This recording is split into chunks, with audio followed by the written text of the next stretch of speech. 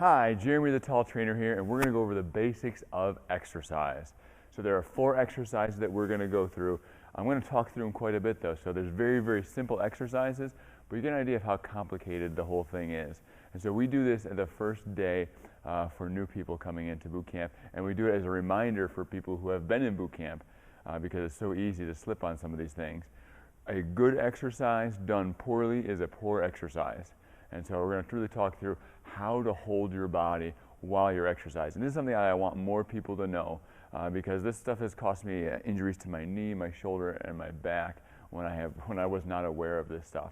And so I'm going to start off with this squat. We call it pretend sits on this day. And what we're going to do is we take the feet fairly wide apart, and we're going to push the butt back, and we're going to sink down like we're almost sitting in the chair here. And then we come back up. Now, typically when people do this exercise, some things go wrong. And so we're going to kind of look at it from feet, knees, hips, shoulders, lower back, all that stuff. Okay, so starting off with the feet, there's a lot of times the feet will turn out a lot, or the ankles will tip in as they're doing that. And usually the knees collapse in too. When you do this, it loads up your knees a lot more. So you got a lot more knee pressure, you're grinding away, and it's not even the right angle on there. So you're wearing things down more than they need to. All right, so people used to say squats are bad for your knees, and squats aren't bad for your knees, but bad squats are bad for your knees. All right, so make sure we squeeze the knees out as we're doing those. The other part of that is if you're on your toes too much. So if I'm rocked onto my toes, I'm loading my knees a bit harder here. And so I need to kind of shift back on my heels. I've got to push my butt back. A lot of times we say, stick your butt out like you're trying to tear your pants. These are my fancy pants right here, so they're actually kind of stretchy, so no chance of me tearing these suckers. All right, so I push the butt back as I come down in there with the knees out. Now I've got things lined up pretty good. Now I've got pretty good posture going on. One other thing that we all watch out for is rounding in the shoulders here. So stick the chest out, keep the back straight. And typically what you'll find is every time you improve one of these areas, a lot of times the exercise gets harder. So it gets more difficult. So if I'm down in here, I might be able to hold this little collapsed in squat for a while, but when I shift in here, I can't hold it as long. Now the muscles are doing the work and not the joints. So when we shift into a better position, it makes it tougher on the muscles, which feels more tiring, but easier on the joints, which a lot of times you may not even feel until later on, you know, when you have some sort of problem that shows up. All right, so let me review that again. So weight on the heels, knees out away from each other, chest out, butt out, sinking back in here, nice alignment, and you push in through the heels to come up. All right, so coming down, get that position set, great posture, pushing in through the heels to come up. All right, and so a lot of times we do this actively, so people are practicing while I am talking through some of these points and as we're going there. So a lot of times when we get to, you know, this part of this, as we're doing our squats in class, we talk about the order of priorities. And so what's the most important thing?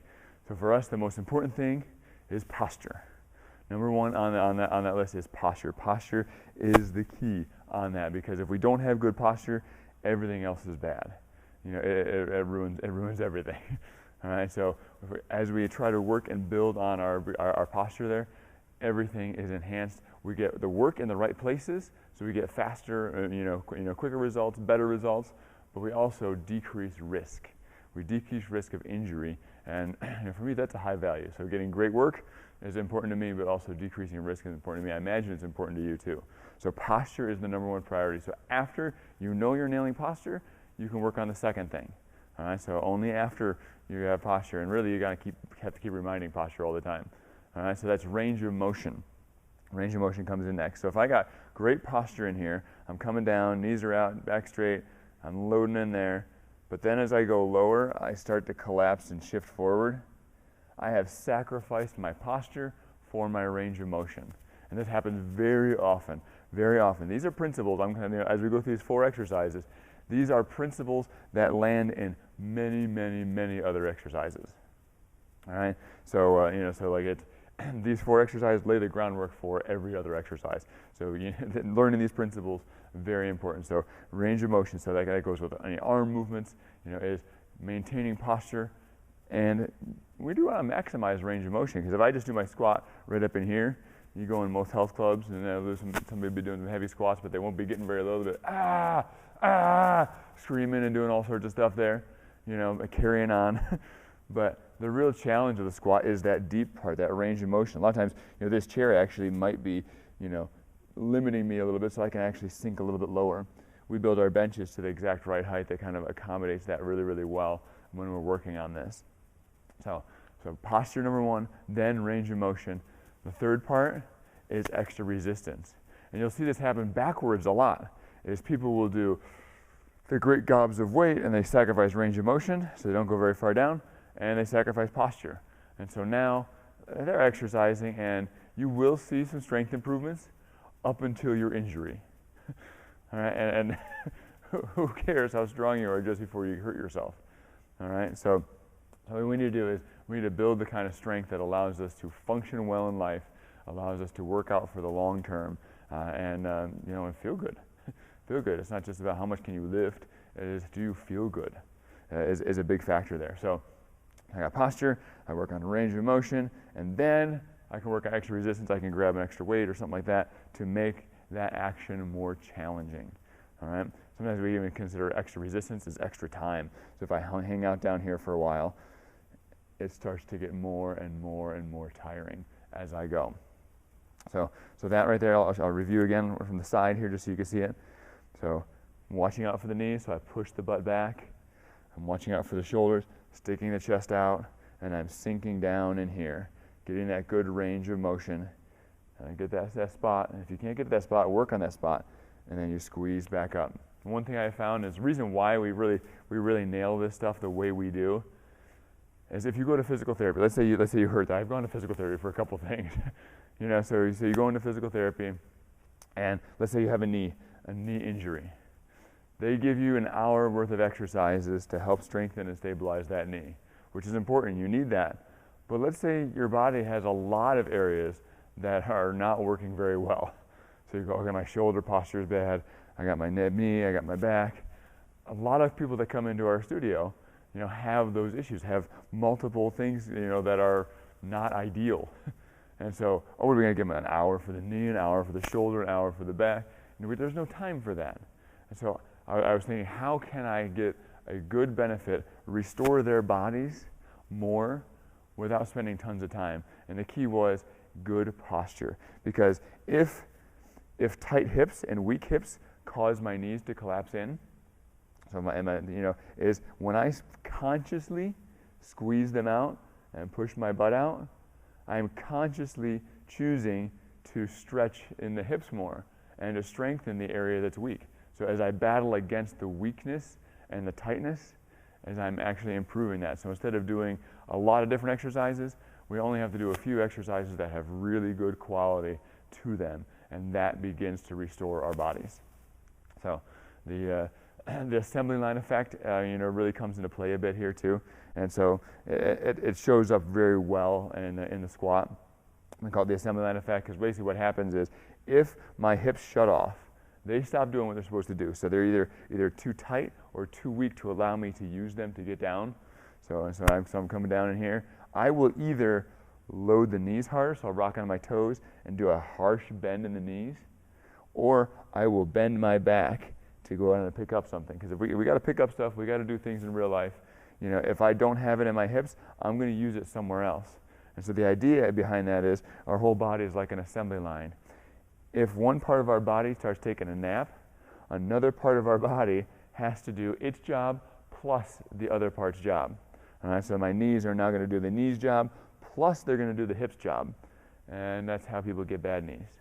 And sometimes, my back has to do my lower back job and my hips job, and now my back has a problem. All right, so I do find that one of the critical areas is the hips. Is gaining strength and flexibility in the hips is a big deal. And if we can do that, we get a lot more benefits, especially knees, lower back. So if you experience any of those, make sure you're really addressing the hips there. Next exercise is field goal squeeze. The worst place for our shoulder to be is up and forward. Unfortunately, up and forward is where our shoulder blade is most of the time. We have desk work, we have drive time, we even have slouching on the couch. All right. And so, and now we got tech neck, right? We got holding on things and arching over there. And so that our shoulders are here a lot. Have you ever heard somebody, your mother say, your grandmother say, if you keep making that face, it's going to stick that way? But if you hold that for a while, I mean, you would have to hold it for weeks and weeks and months and years and years. But I think technically all the tissue could harden around there. Like that is possible. But certainly for our shoulder posture or the rest of our body, this happens. This happens. People do hold this position for hours and hours and hours on end on a daily basis, and you get stuck. You get stuck this way. And we need to try to roll those shoulders back and down. If our shoulder stays up and forward, there is not much support, in there. There's not much around, that shoulder blade. So we're up and forward, and it is all the larger muscles of the upper body have now been eliminated there. All right, the chest, the lats, they are no longer there. And so I'll see if I can patch in a picture here. I can say this is a picture with the muscles, and then here is a picture without the muscles, and you just see the stringiness around the shoulder there. So here's back with the muscles, here's without the muscles, and you see just these little stringy lines in there, the stringy lines of the arm there. And all it is, that means if you're doing exercise up and forward, it's just tendons that are holding you. Just tendons that are holding you. I mean, that's where rotator cuff issues happen. Bicep tendon issues are fairly common with some of the pressing exercises. So one of our chief exercises that we do with this, and we just call it the field goal squeeze. It's very basic, and you can do it anywhere, and you probably should do it lots and lots of times. All right. So what we do is we set our arms up. You can even reach up if you want to. Slide your shoulders down and squeeze back.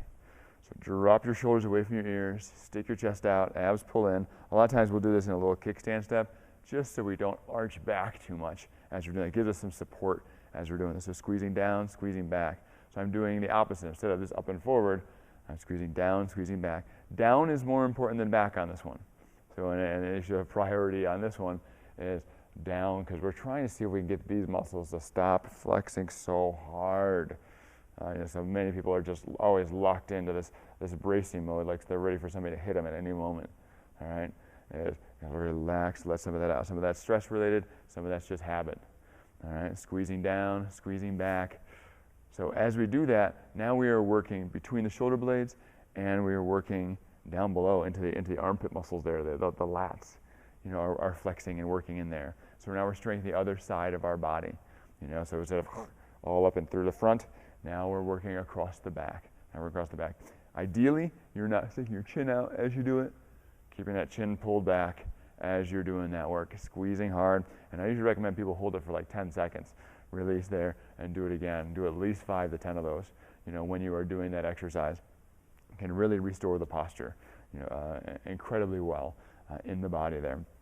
And so before we move on, I want to talk really quickly about the bad pain, acceptable pain during exercise.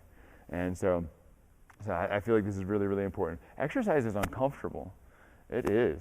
I admit that. It's not like I don't have like, woohoo, I can't wait to exercise all the time. It's hard, but it's an investment that can pay off. But now if you go too hard in certain ways, you're hurting yourself instead of actually improving yourself.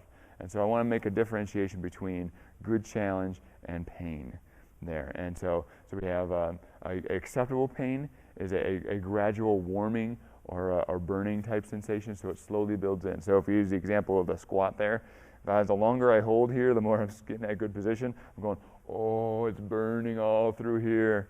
You go, it's good, burning through there, good deal. Working the muscles. All right, now, it's a large area away from the joints, so right in there, ooh, big area. If I'm holding right here, not so good.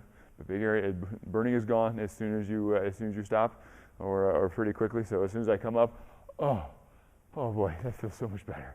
So that's the typical challenge of exercise, the hard work of exercise. And muscle soreness, if it's less than 3 days, you're good. If it starts going longer than that, you may have hurt something. And if it's both sides, if I go, oh, both legs, and the next day I'm like, oh, both are sore, that's typical. If it's one side, be careful. That's a warning sign. So bad pain is sharp shooting, stabbing, sudden onset, the grinding, too much clicking, popping we want to watch out for. Specific area, it is small, it is by the joints. more. So especially if joint pain or oh here, oh right there, it hurts. The more specific it is, the worse. So do watch out for that. And it still hurts when you're done. So you get done, you get done doing exercise, you come up, you go, oh, that knee right there. We want to watch out for that. Maybe you have bad posture and you need to fix that, but maybe that you need to change exercise. Maybe that's not the ideal exercise for you. All right, so that is a helpful bit to know about on the pain side of things. Making sure, because I made the mistake many times going too far when I shouldn't have, and so I want to make sure you guys understand maybe from my mistakes what to watch out for. So I think we hit that pretty good. What I want to do is I want to get into the push-up now. So we're going to work on the push-up position there. And so there are 4 typical mistakes that people make when they do push-ups. All right, so I'm going to come down here, and we're going to do right on the floor. So usually we lay some mats down, and I tell people hands wider than the mat. The reason why is if the hands are close together, people tend to scrunch right in here as they do the push-up. So you want your hands wide enough so you have a chance to open up that posture. We want to try to get towards that field goal squeeze with the hands forward. All right, so right into that position is the ideal position for the body. All right, up in here, no good. So the 4 biggest mistakes on these. So I'll just show you a quick push-up. I'll show you a good push-up first here. All right, so you're coming down and pressing back up. Right in here, nice, smooth, whole body moving together. Now, let me show you what the mistakes are. All right. Now, one mistake is head goes between the hands. So people go down in here, and they're right in there. Now, if I look at this position, what's wrong with it? This is wrong with it. My shoulders are popped up as I'm doing that. All right, so I'm out of that good position. I'm not in that down and back position. So again, these principles, they show up in so many exercises. Once you can nail the idea, it's complicated. You're going to go, okay, here, address this, address that. But at least it's the same throughout all the exercises. There's very few times I'm like, scrunch hard and throw your chin forward and really crank up the back of your neck. It doesn't happen. I don't think I've ever said that, less in joke. I was just joking about it. All right, another problem that happens in push-ups, elbows stick out. So you're down in here, instead of here, people pop forward here. The elbows pop this direction. And one thing it does, is you can see what it does to the wrist. As I pop forward there, it bends the wrist more. That's not so good, but also if I look at this, if I pop it right here, so I come in this spine and go, and if my elbows pop, my shoulders come wrapping around. Now I'm getting that issue of rotator cuff stuff again. All right, so rolling back and down is important. So watch out for the elbows. They're going to be about a 45-degree angle, so your elbows aren't directly out to the side. They're not pegged into the side, because that usually gets a little crunchiness right in the bicep tendon there. Now they're about 45-degree angle away from the body, right in there, and that's about the width that you're going to go for with the hands, and that's why we use those mats. They're about that wide, and that makes it a pretty good spot for them. All right. Another problem is hips too high or too low. So as they come into here, they pop the hips up here, or they drop down too much here. And for that is more of an issue for lower back. And also it sets up the body in a different position there.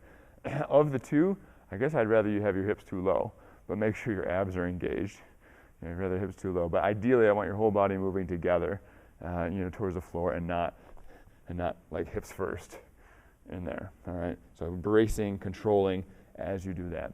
And then the fourth big mistake is face reaches to the floor. So here, maybe everything else is pretty nice, but they do this. Boom. Face goes right to the floor. A lot of times it's really hard to do that. You got to consciously pull back, tuck the chin in, and then do the rep from there. You'll notice I'm demonstrating most of them from the knees, because most people should be on the knees when they're learning these things. And if they can do really awesome quality and a good chunk of reps from the knees, then you can go to toes. So elevated surface, I'll show you that a little bit. If I go over here, so if they're too hard for your knees, so you go, your first one, you're all bracing and you're struggling, you can't push back up. My mom was there when she first started working out. From her knees, she couldn't even do really one push-up. And now, she can do like 20 plus push-ups or more, from her toes. And so it takes practice. You may decide that you're not that kind of person. That's a lie. That's a lie. You can achieve a lot of great stuff. It takes time, though. Most people don't have the patience to stick with it long enough to actually see that happen for them. But it could. It could happen for you. My mom had a bad neck. You know, a lot of issues there. She was scared to even try working out, but she started working out a little bit at a time, and now, you know, incredible ability levels, great strength, and she can do things. It's nice. All right. So hands out wide on the bar, or the countertop, or the stairs, shoulders away from the ears, and are drifting down right in here. We want that countertop, that edge of the stair, to be coming kind of towards the lower ribs as you're doing that, because that's where the hands are set up for that. So that's a good position there, and that's if you're doing a chest press, you're laying on your back and you're pushing a bar up, that's the place we want to hit for that as well. So that's that head going out in front of the hands as we're doing it. So I'm drifting here, head out in front of the hands, pushing back up, right in there.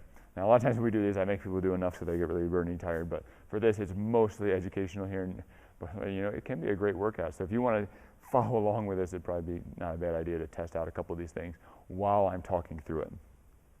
All right, so you know, that's a good hit on the push-ups there.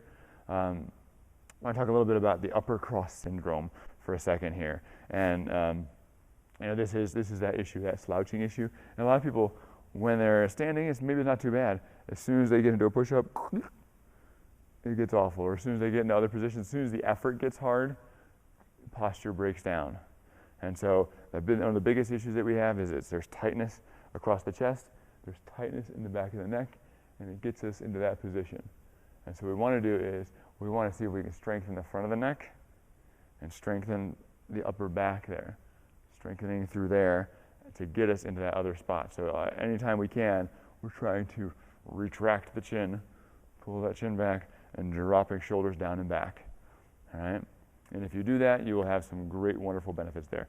The last exercise we're going to work on is an abdominal exercise.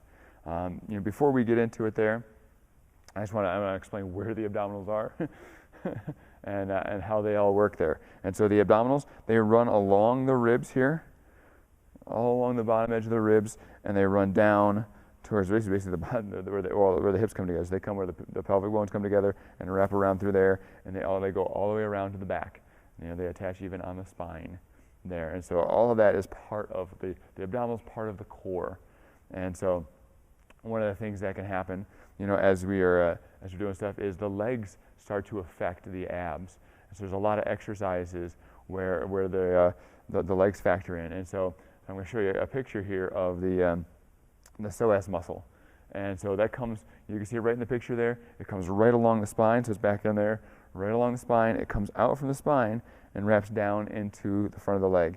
And so if I lift my leg up, that muscle is flexing. So if I lift this leg up, that muscle's flexing in there. Now, you can see how if it's attached to my spine, if I lift and I flex there, and I kick out, even that's a little bit harder, is it may want to make my back arch as I'm doing that. So it's pulling on there, so it's going to pull me into a bigger arch. And so on the other side of things is the hamstring. The hamstring is very tight, so if I try to bend forward here, it's going to try to kick me into a rounded back position. And when we're doing abs, this factors in, because, you know, people say like a plank is, you know, one of the gold standard kind of thing for abs nowadays. It's better than crunches, and it is. But there's still some pretty awful looking planks out there. You know, as us holding that position, it's still not looking good because the people are either rounding too much while they're doing abs, or they're arching too much while they're doing abs. And really, we're trying to see if we can brace that middle of the road as we do those abdominal exercises. So a lot of times what we do is we use the floor here. And so I'm going to lay down right in here. And so I'm going to kick the legs up in the air, abs in tight. And so right in here, I already can feel, you know, my back wants to arch. So I got to use my abs to pull that lower back into the ground. If it's too hard for you, bend your knees a little more. So you can do this if you can. Get your neck set up well. All right. And so we hold this position, pulling in, bracing, pulling those lower abdominals in while you're doing this. Now, if you want to, you could try a bigger challenge. As you kick out, though, you'll notice your back wants to arch more. And so a lot of times, you know, if I ever have the opportunity to work with like a sports team or something, sometimes they do these little 6-inch holds, you know, where they do really low there. It does work the abs some, but a lot of times these little athletes don't have the ab strength, and so they start arching. So the hip flexor and the lower back are holding them, the abs are starting to check out there. And so don't go too low with the legs. Really, ideally, it's probably even more on the 45-degree angle. You can try to go lower, but you got to be very strong to go for that spot. All right, so we're pulling in, lowering out, abs in tight, and hold that, and brace that. All right, so I usually talk and tell stories while people are doing this. All right, but I also remind them of their posture. So we're pulling in those abdominals, and then we relax. Now, we really want to try to pull in, drawing in the abs as we do that, because that does brace that core really, really well. So that pulling in really loads it up well. Our body has a built-in weightlifting belt. All right, these core muscles are our weightlifting belt, but a lot of times we've shut them down by not using them. All right, so we're going to try to really activate those. Now, on this next one, I usually remind people about the shoulder position. So we roll the shoulders back and slide them away from the ears. So I'm sliding away, ideally palm up on that, and then we try to add that in, and now you go, oh, but now my back wants to arch more. This is so difficult. Good. All right, so but now you're working that, you're squeezing in, shoulders are out, shoulders are down, so that chest is puffing up there. All right, and we're pulling those abs in, trying to fight against that desire of the lower back to arch. And as we do that, we start building up better and better posture. Because if you are in the habit of slouching, your back is actually rounded like this. And when you try to straighten it, so if I try to get my head, lift my head up, I push on this part, the whole back here, I'm going to come a little closer, the whole back here a lot of times tips more. So this is around the rib cage right here. This is the lower back. If I tip more, the lower back arches more. What we want to try to do is we're trying to straighten that part of the ribs out, all right? So that way the back is more lined up. It's not so dramatic of an S shape. It doesn't need to be rock straight. It needs to have some natural curve, but usually it's too much. Usually people have way too much curve happening in their back. It actually makes them shorter. So sometimes people joke around, as a tall trainer, does he ever get taller? Some people actually do go to the doctor after working with us for a while. They get measured, and they actually are taller because a lot of that is the back is so S-shaped that they're actually packing down. And as they actually straighten out, they gain height again. And so as we're doing our abs, we're doing our core, we're trying to be conscious of that as well, pulling, bracing as we are doing those exercises. All right, so when we do our exercises in our class, there's very little movement in the spine as we're doing those. There might be some slight movements, but not a whole lot, because our abs are mostly meant for bracing. Even if you take an action like throwing a ball, like a pitcher throwing a ball, people oftentimes think of that as a big twist in the core. It is not. It is actually more of a leg, hip flexibility thing. My core actually moves all the way through together as I do that action. And so it's not, there's not very few exercises that are really where we actually do our abs twisty or something like that. It's really mostly bracing the core, and that's a great exercise to be practicing that. Shoulders back and down, abs pulled in, challenge with the legs, find a good challenging spot, bracing and pulling, and practice that for a bit there. I'd like to be able to hold at least 30 seconds of a really good squeeze on that. And so that is the 4 exercises that we use to go over the basics. All right, and so the top thing that I want to really hammer home on this video, so it can get the most helpful, is those top 3 priorities. Is that posture is number 1, and then range of motion, and then extra resistance. All right, and so we got to get those 3 things going really well. So we got the posture, range of motion, and then make it tougher. All right, and so make sure you're nailing that posture as the number 1 priority. If you're unsure of that, you seek a professional who can help you out. Obviously, we do that. We would love to help you out with that, and sometimes it takes a while to build your skills up, to build up your ability to control your body position more. And so it can take a little while, but it is worth the investment. And so what we're doing during class, as people are in the program, is I'm floating around and I'm constantly helping them. If I see somebody up here, I'm going, oh, drop your shoulders, roll your shoulders back, pull your chin back, set this up, changing hand positions, changing foot positions to make sure that you're in the right position, you're getting the safest workout, but also the most effective. So again, this is a video, I really hope you got all the way to the end of this. There's a lot of stuff in there. Some people may think it's boring, but I think it is so crucial for your success. So I would review it again. Probably 1 time through is not enough. There's a lot more in depth. I could go on some of those things, but I left it that way for right now. So So check that out, go through it some more, learn how to hold your body, and you're going to find a lot of great success with that. This is Jeremy, the Tall Trainer, saying, have fun, be safe.